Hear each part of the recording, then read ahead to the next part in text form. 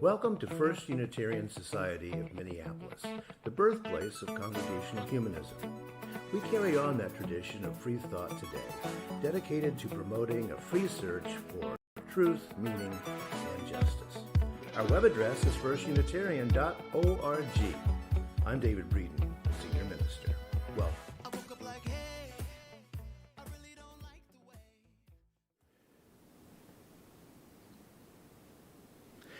Good morning, everyone. I'm the Reverend Dr. David Breeden. I'm the Senior Minister here at First Unitarian Society, and welcome on December 5th. Whether you're joining us in person or online, whether this is your first visit or you've been here a whole bunch of times, we are glad that you have gathered into our community. We are one congregation in many locations with a whole lot going on. Please check the Friday email for events, happenings, and ways to connect with FUS members and friends, both virtually and in person. For those attending online, we invite you to make use of the chat function during assembly. For those here in the building, we're making safety our top priority. Except for those speaking on stage, we'll be keeping our masks on and up. We'll be exiting the assembly hall and the gallery area as soon as assembly is over, and you're invited downstairs to socialize in the lower assembly hall, where we do have some coffee and tea. And let's keep a safe distance from our tech crew over there. I know you want to go up and congratulate them, but waving at them as you go by is the best way to keep everybody safe. It's December, and that means that FUS's traditional celebration of the longest night is just around the corner.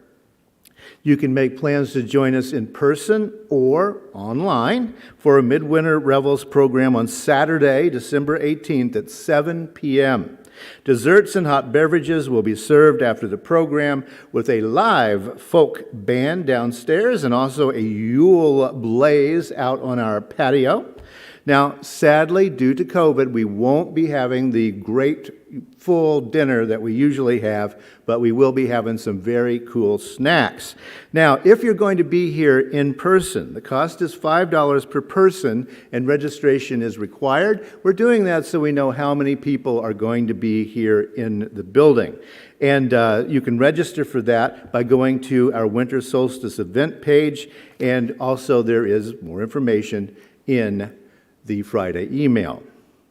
Our assembly theme for this December is Opening to Joy, and our focus today is on Black joy. When I saw that theme, Opening to Joy, who did I think about? And so Jay Hooper will definitely be with us for the next 2 Sundays. Yeah, very cool. So we open this month with a quote from Reverend Kimberly Quinn Johnson, who serves a Unitarian Universalist congregation on Long Island. Reverend Johnson offers these thoughts about Black joy.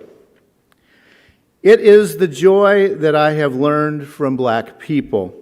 It is the joy created through our collective healing, our laying down of burdens to be picked up and shared by our people, our community. This is not joy in spite of suffering, a mask put on to hide the pain, an armor put on to push through pain. This is an embrace, holding and soothing us in our suffering. This Black joy is joy created through our being together. This Black joy reminds me that I am not alone, that trouble don't last always, that I am held and carried forward by a power beyond what I can comprehend. End quote. Come, let us join in community.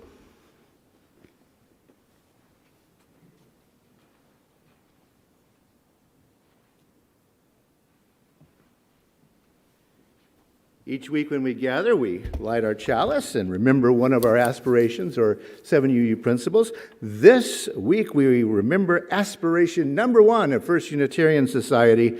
We aspire to live joyfully and ethically in loving, reverent relationship with humanity and nature. Thank you, Paul. And our covenant. Love is the spirit of this place and service its law. This is our great covenant, to dwell together in peace, to seek the truth in love, and to help one another.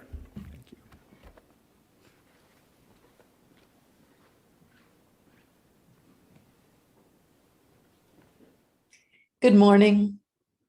I'm Allison Wyeth, Director of Religious Education for First Unitarian Society of Minneapolis. And this morning, I'd like to invite our young ones to gather round and get comfortable for our time for all ages. This morning's book has a timely lesson for us. It's a sweet book about the gifts our ancestors give that help us get through and find joy even in the toughest of times. The book is My Mother's Wildest Dreams by John Light Jr. I am my mother's wildest dreams. I am the wish Grandma Hannah made as she labored to make her home safe and warm in the Old Dominion. I am Mama Mamie's desire for her children to always find their way back to each other, no matter how long they've been apart. I am the hope Wu Wah held that one day her children would pull down the pillars of hate. I am Mama Layla's belief that God would always bring the rain for the land and provide for the family. I am the anticipation that filled Grandma Ossie's heart when family visited. She always made sure good food was on the table. I am the confidence Grandma Ruth possessed in knowing trouble does not last always. I am my Grancie's hope that a life of love and grace will forever follow her grandchildren and great-grandchildren. I am the answer to many nights of prayer for the strength and ability to bring forth a child.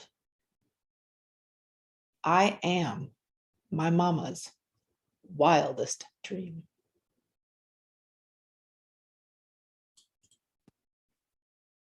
So, my young friends, and my older friends too, however you came into this world, to whatever family size, shape, or circumstance, you have generations of people behind you. Some of them may be sitting with you right now. Some of them might be a Zoom call away. Some of them may live only in your memory. And some you might never know. But they gave a great gift to this generation of holding on to hope, even when times were difficult, uncertain, or frightening. May you always know in your heart the joyful truth that you are someone's wildest dream.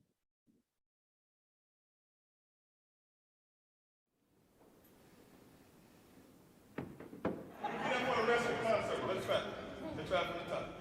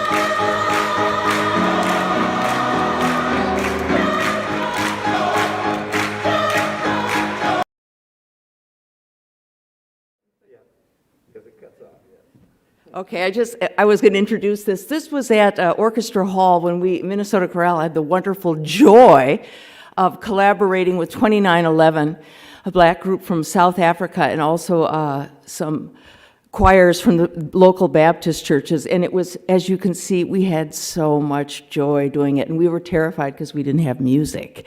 So, because we all had to do it by ear, but we have just had such a wonderful time being infused with this black joy through singing.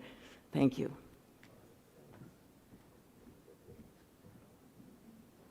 Since our founding in 1881, members and friends' support of First Unitarian Society has been essential for our ongoing mission.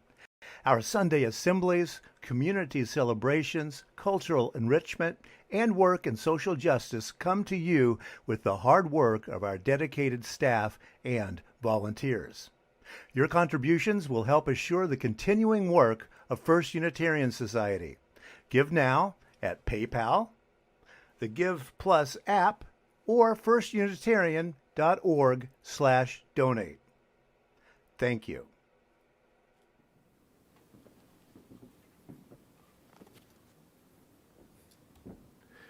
Good morning, everybody. I'm Joe Lozur, and I'm the treasurer of the Foundation of the First Unitarian Society. The foundation was created in 1992 to help FUS carry out its mission of radical liberal humanism far into the future. And through the generosity of past and present members, its resources have grown to about $2.2 million today. With these funds, we've been able to provide regular support to FUS's annual operating budget, the RE program, music, the arts, and social justice programs. And in the past few years, grants have been made to RE, the Dakota 38 Ride, the Walk-In Counseling Center in Minneapolis, the Veterans Resilience Program, and the American Humanist Association's Master Class on Courageous Conversations, just to name a few things. This year, the foundation has made grants totaling $75,000, of which $64,000 went directly to the FUS operating budget. Pearson's Social Justice Fund grants totaling about $8,500 will be dispersed to various Twin Cities nonprofits this month, and you'll hear more about those in the next few weeks. Now, in normal years, aka not a pandemic, we would have dispersed an additional $15,000 from some of the other funds for other worthy programming. Unfortunately, COVID has slowed us down a bit in terms of trying to organize social action work and other things within the building. And so while we haven't been able to distribute those funds yet, we are planning to make them available next year as well. And today, I'm here to remind you of two ways that you can help the foundation continue its long-term support to FUS. First, consider making a charitable donation to the foundation this year. And second, think about writing the foundation in as a beneficiary in your estate planning, if you can. Now, this week, you'll receive the foundation's year-end appeal letter. Gifts of all sizes are greatly appreciated, and I hope that you'll join me in giving to the foundation at this time, if it's within your means. And as always, please view this as secondary to meeting your annual pledge to the Society. Now, for those able and interested, you can make a donation to the foundation right on the FUS homepage by clicking the Give button on the top right corner. Alternatively, you can go old school like I usually do, which is to write a check and send it into the office. Just write Foundation in the memo line so they know what it's for. And gifts of stock are also appreciated, and if that's the case, you can contact Alan Callender in the office for instructions on how to do that. And finally, I want you to know that you can specify which of the funds receive your grants or your donations. While the endowment fund holds the bulk of our assets and is the default recipient of donations to the foundation, you can direct all or a portion of your donations to any of the 9 other funds and directly support those special programs. And finally, thank you for your consideration, and thank you to all those FUS members, both past and present, whose generosity and forward thinking have helped the foundation grow to what it is today so that it can continue to support our society.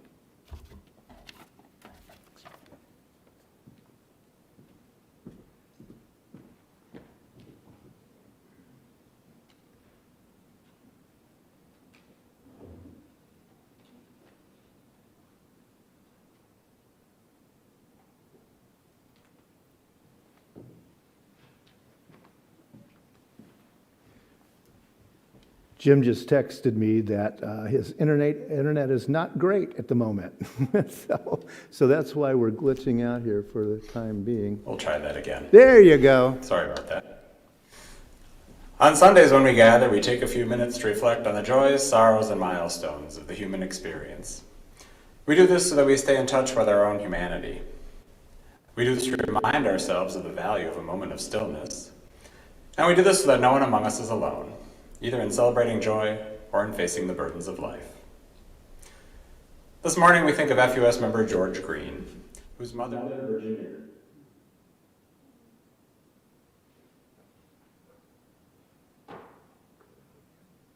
Who also recently lost their father in 2020.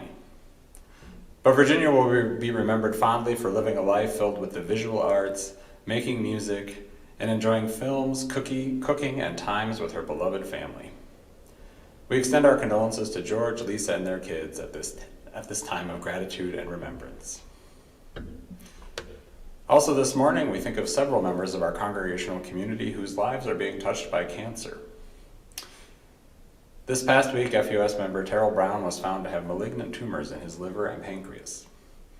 Terrell says he's feeling better after some initial treatments, and he'll meet with an oncologist this coming week. We send Terrell our support as he navigates these next steps. We also send our support to FUS member Jan Urach, who has been diagnosed with lymphoma. Jan says that the cancer was caught at stage 1 and that her prognosis is good. Jan will be on a chemo regimen for 3 to 4 months, and we will be thinking of Jan and rooting for the treatment's success. And we have an update from FUS member Steve Hansen, who is back home from the Mayo Clinic after major surgery for esophageal cancer. Steve's wife Adele reports that the operation was a success and that Steve is recovering and getting stronger each day. We share in this good news and wish Steve well in the days and weeks ahead. If you'd like to send a card to Steve, Jan, Terrell, or George, their addresses can be found in the FUS membership directory, or you can reach out to me or the FUS office. We now take a moment of silence to reflect on all the challenges and heartbreak going on in our lives and in our world. And we think with gratitude of all those who are living lives of justice, service, and compassion. Let us now share a moment of silence.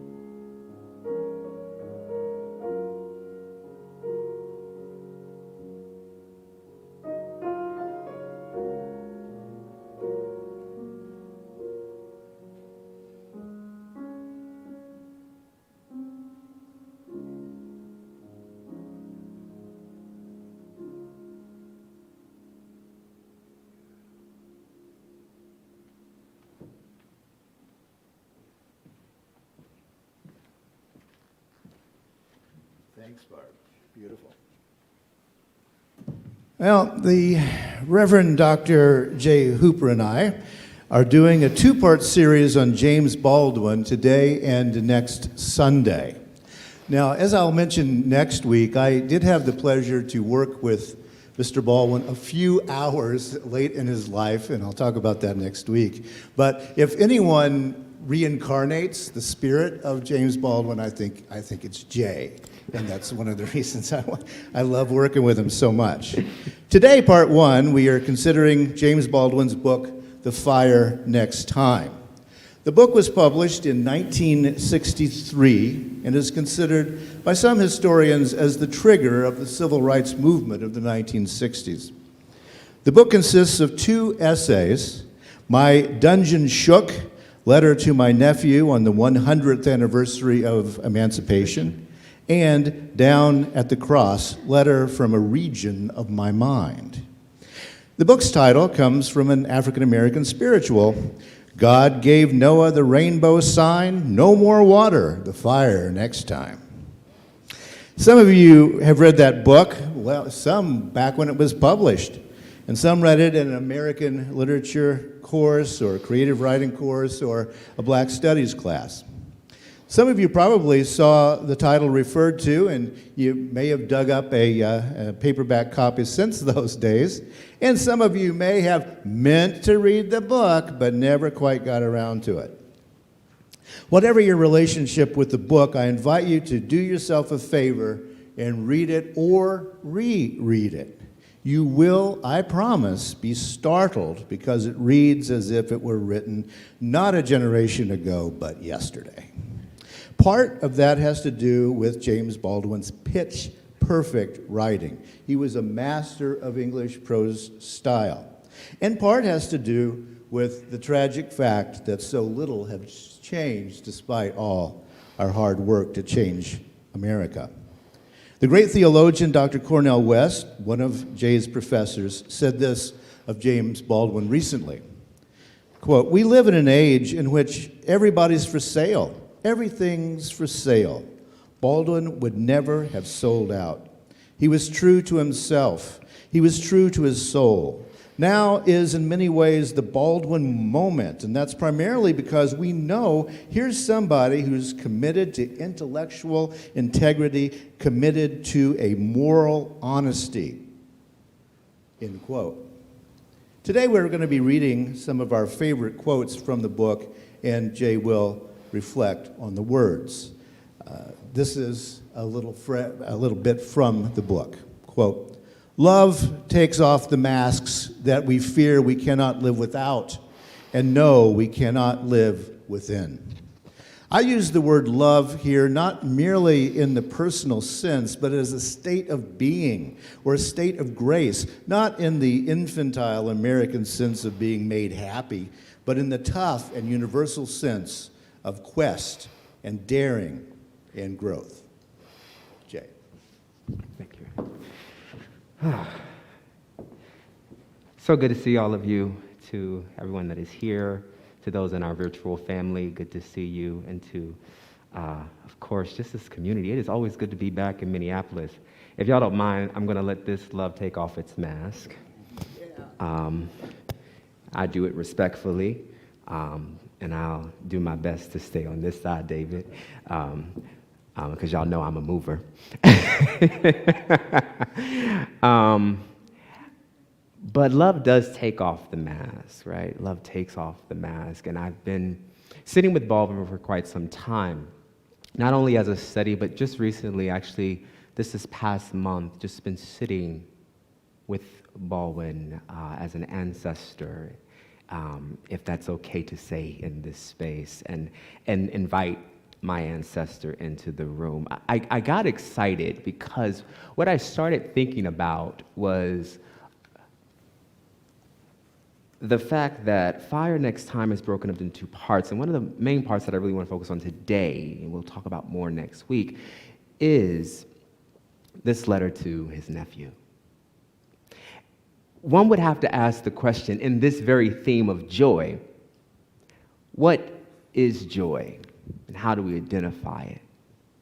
And I particularly am coming with a lens talking about Black joy. That does not mean that I exclude you from the joy. Trust me, we'll get to the cultural pluralism involved in that. But one of the things that's important to me in expressing this is because I grew up very similar to Baldwin.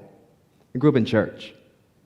I grew up in a tradition where you had elders and seasoned folk who maintained a sense of dignity and integrity when they would oftentimes step into congregational experiences. It was a public declaration to come into sanctuary. Just like many of you decided to truck through this wonderful snow that I have never experienced every time I come to Minneapolis, but that actually could benefit from some fire next time to melt away. But in the end, it comes to a reality for me that I remember probably something regarding this theme and why I invite Baldwin is because the seasoned people in my tradition would often do this thing called testimony service. Testimony service was very unique because a few people would get up and speak however they felt, but they would often say, I'm so glad to be here today. I've got joy in my soul. They would, now this, it wasn't just what was said. I was often interested in how they looked. Watch this again. I'm so glad to be here today. I've got joy in my soul. If you probably catch a good look at my face, the countenance of it, there was nothing that looked or resonated with what we understood, or possibly many of you would understand as joy.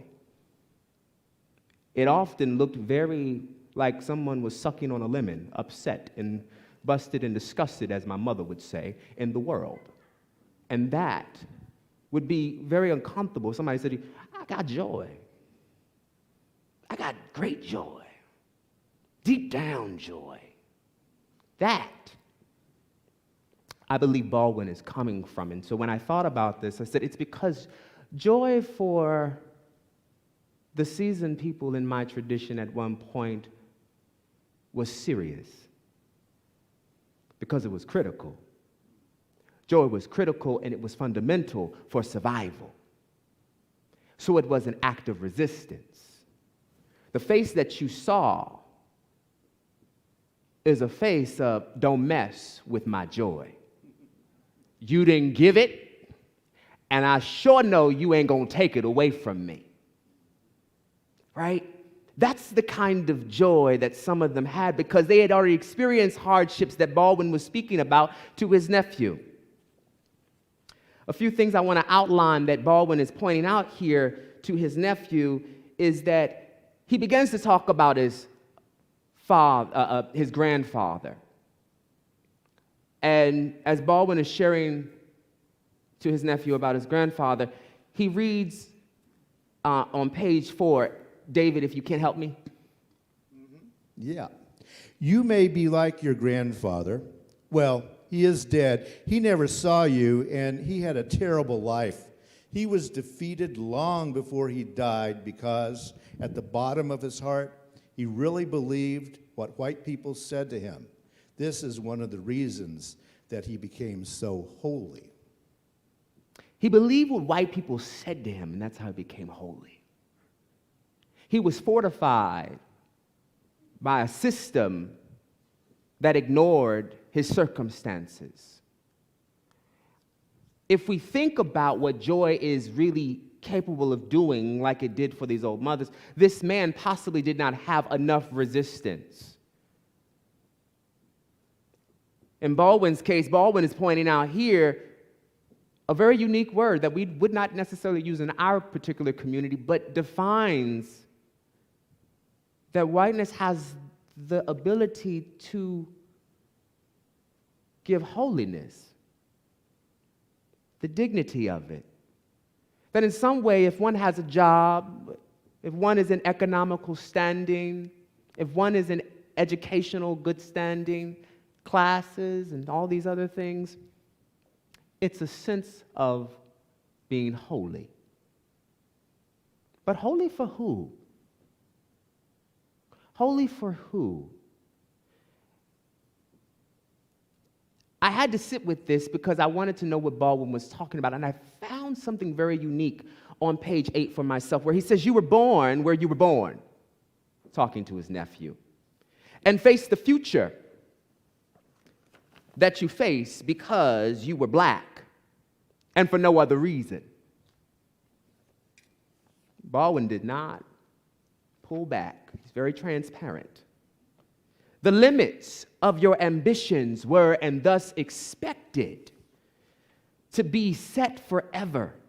You were born into a society which spells out the brutal clarity, and it as many ways as possible, that you were worthless human being. Stark contrast to his uncle's holiness. Hard contrast to the inherent worth and the dignity. It almost sounds like a discouraging letter, but Baldwin is coming from the antithesis because he has to give us an arching theme. The rainbow, black queerness. Let me talk to my nephew, because I don't want you to be destroyed by fire next time. You were not expected to aspire to excellence. You were expected to make peace with mediocrity.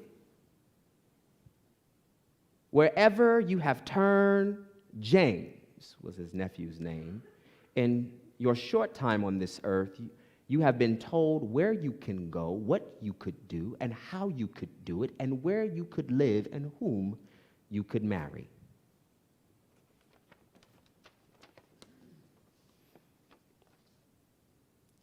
But this joy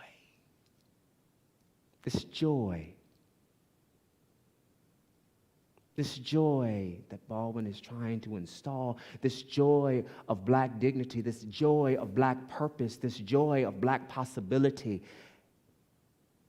has to be met with so much obstacle in order to still smile again. But smiling is not in the face for many. Smiling is getting up in the morning knowing that I can make it day in and day out.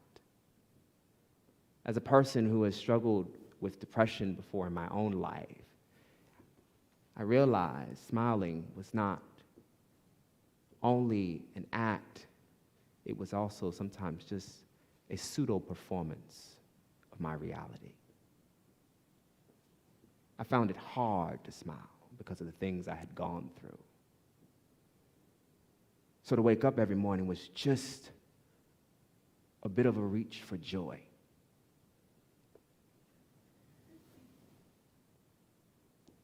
Sometimes it was just from even my grandmother today. I listen to her sometimes, and she'll have moments where she doesn't want to eat, but when she's able to eat, that's a moment of joy. To have an appetite is a moment of joy. It doesn't come in a rush. Sometimes it just comes in the measures of realizing our ability. Can we define joy for that moment, that it is the measure of our ability? We're not all going to be in the same space. I should not espouse to you what it looks like for you to walk around and be happy. If you can't get up and dance today and jive with me tomorrow, that's all right. Because the joy that you have, the joy that I have, I don't want to take it away from you, but I want to share in it with you. It's interesting because Baldwin invites us to another area of joy. And I and I've been talking for a moment about black joy, but can I share my joy with you? Because Baldwin is not, even though he's talking to his nephew, he's got to give him a reality. I love my people all day, every day. I love my black queer folk. I love them, I love them, I love them. And I know when I'm in these spaces, particularly white spaces, I've got to come in here and also show up, but I'm a representation also. But I'm not a monolith. Don't get confused just because you see me. We still got work to do, right? There is no reason, he says on page 8, if you get a chance to read this book, I really promise you, you'll just the first chapters just does something for you. There is no reason for you to try to become like white people. I'll say that again for my online community. There is no reason for you to become like white people. And there is no basis whatever for their assumptions that they must accept you. The really terrible thing, oh buddy, is that you must accept them. Baldwin makes it clear.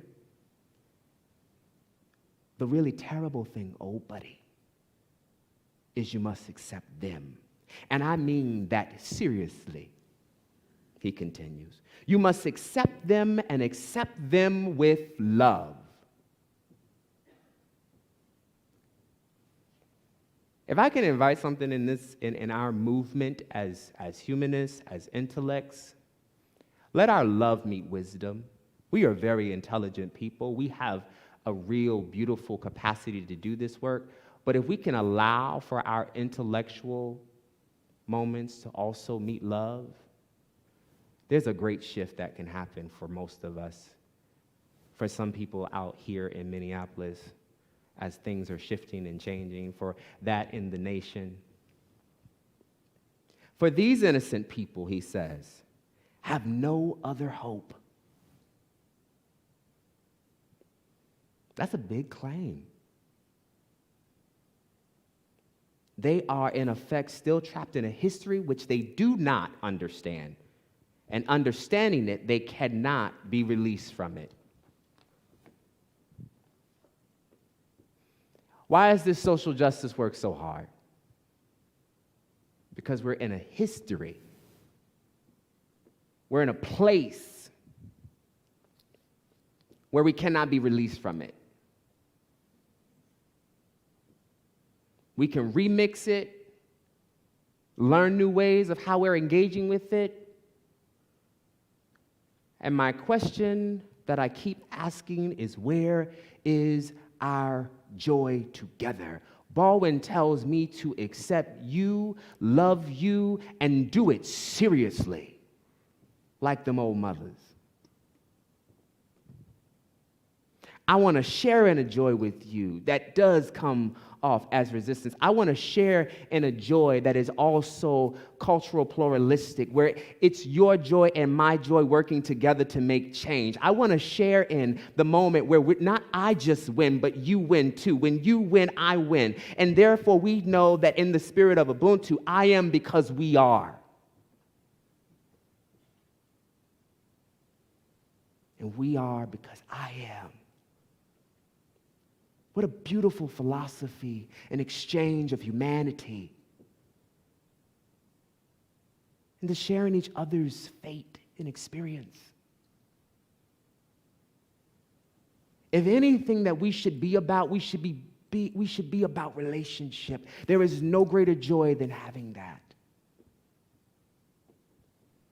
And I don't just mean if just getting in some, having a tea and get in relationship with yourself for a minute. Laugh at yourself. Dance with yourself. Create for yourself.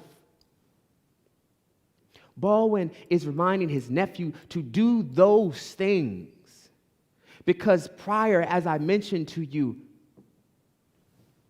he was already born as a problem. So how do you find joy when you are already considered a problem? I get it. I hear this echo of sometimes, well, I'm white, so I'm not a problem. But you're becoming a problem now. That's the narrative. And now you're going to be like, damn, I don't want to be white. I don't want to be white. And damn, I don't have no rhythm. Damn, I don't cook food with good seasoning. There's some stereotypes. There's some stereotypes. I don't want to ask what Thanksgiving was like. But it's the reality that also, if I can share in the problem of injustice, trust me, I want to share in the joys with you.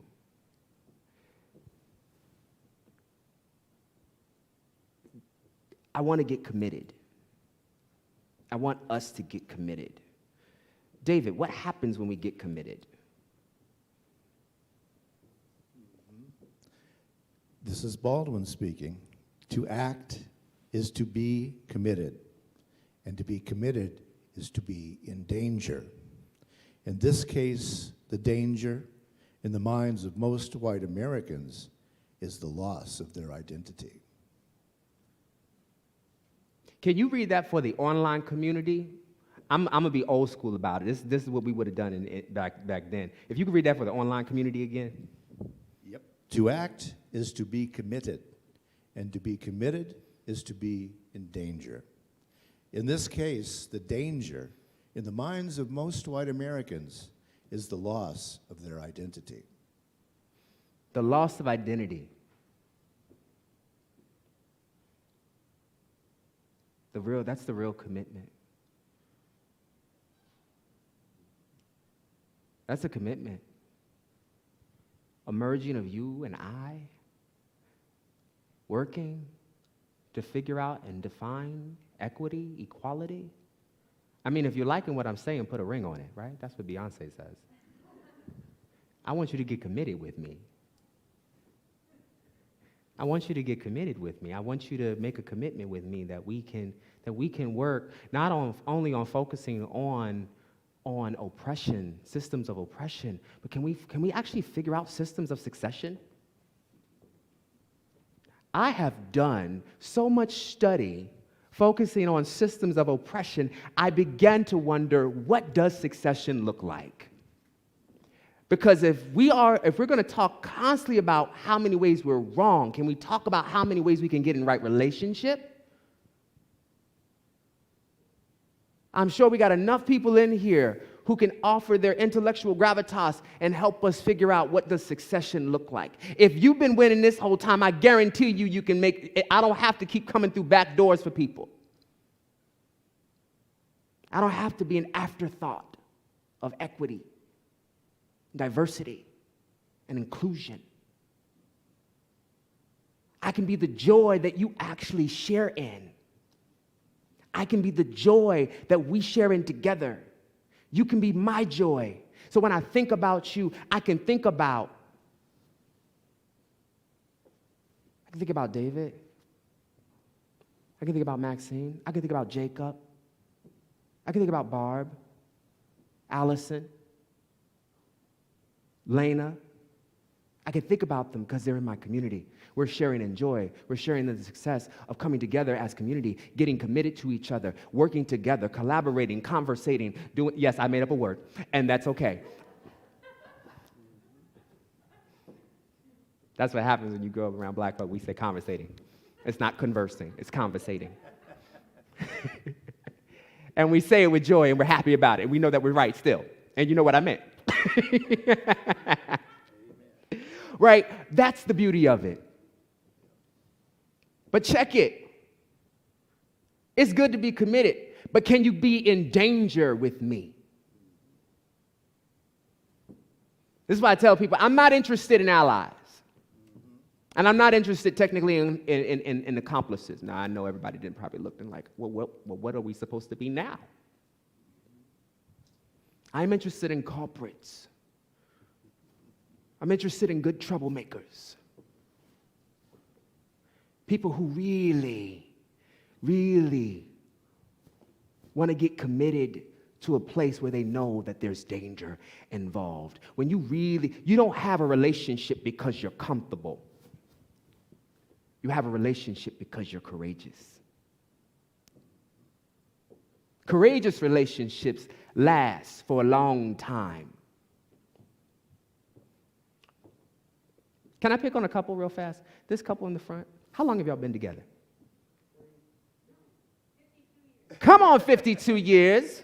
We got to give a hand clap for that. Not everybody's having those kind of relationships. Has it always been comfortable? No, she looking and she knitting. She's like, no, honey. Because love is courageous. It's vulnerable. When I come here, I'm vulnerable. You're not going to get something suited up. I'm vulnerable. Just like that cold weather,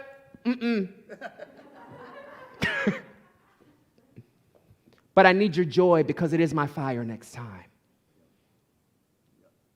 I need the commitment because it's my fire next time.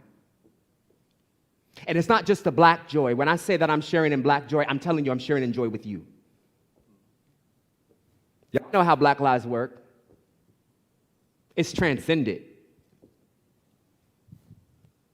My ability to have joy is also your ability to share in my joy. So join me in a journey, in a commitment that is both dangerous, but that focuses on the succession of our community together. Our community here, our community in Minneapolis. It ain't time to take off masks yet, but I know underneath all those faces, there's a lot of love. So I thank you. Thanks so much, Jay. Thanks so much.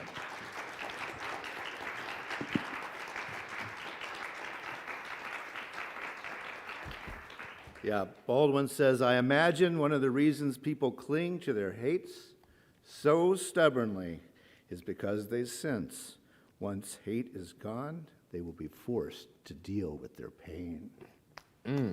Yes. Right. We extinguish this chalice, but not the light of truth, the warmth of community, or the fire of commitment. All of these we carry in our hearts and in our minds until we are together again. And now we are going to be blessed with hearing Jay sing. Y'all gonna know this song. Y'all got me? Oh, here we go. I told y'all they said that I feel good in my soul. And I got joy in my soul. So I just want to say this like they would say. This joy that I have, the world didn't give it to me. This joy that I have, the world didn't give it to me. This joy that I have, the world didn't give it to me. The world didn't give it, the world can't take it away. That's my fault, thank you. This joy that I have, the world didn't give it to me. This joy that I have, the world didn't give it to me. This joy that I have, the world didn't give it to me. They would say, the world didn't give it, the world can't take it away. Do y'all mind just saying that part with me? The world didn't give it, the world didn't give it, the world can't take it away. For the online community, I want you to know, oh, the world didn't give it, the world can't take it away. Yeah. Thanks so much for joining us today, and we've got part 2 coming up next Sunday. And remember these words of Baldwin. I imagine one of the reasons people cling to their hates so stubbornly is because they sense once hate is gone, they will be forced to deal with pain. Thank you for being here today.